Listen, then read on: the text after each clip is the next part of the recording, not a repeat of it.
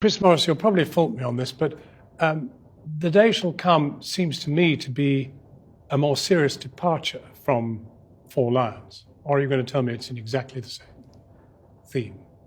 No, it's not exactly the same theme, because I think Four Lions is about five people who are terrorists. Right. And this is about a group of people who definitely aren't. So this film sort of comes in under two questions, which is one, who is the biggest recruiter of terrorists in the USA? And two, what would you do if you were broke, about to lose your house, and someone offered you 100 grand? And that's really, the answer to the first question is, rather surprisingly, the biggest recruiter of terrorists in the States is the FBI. Mm-hmm.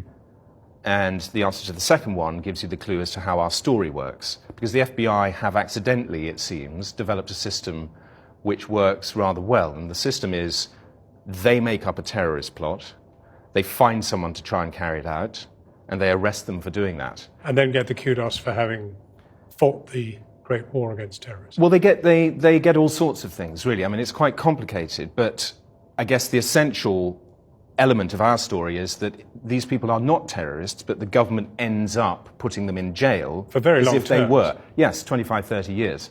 And there's a close to 100% conviction rate in these cases. And I wasn't looking for this. I wasn't aware of this. I mean, I think we all sort of have a vague idea that the FBI may be involved in setting people up. But then when you follow the story that I did and you see it close up, it's jaw-dropping. It's really shocking and very, very hard to believe.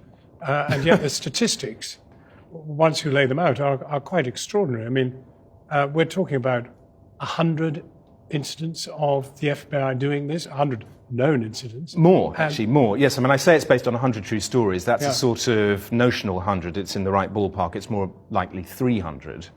But 300 times, the FBI have managed to pin a crime on essentially innocent people who were just part of some casual grouping, who they trained to be terrorists and then arrested and jailed. yes, if I may take the FBI's side for a second, it sort of works like this. You're freaked out by 9/11. You have to cover yourself because you're implicated in some of the sloppy procedures that led to 9/11. So you talk the threat up. You say there's a sleeper cell in every city, and then you go and find it. Now, you don't know what you're looking for.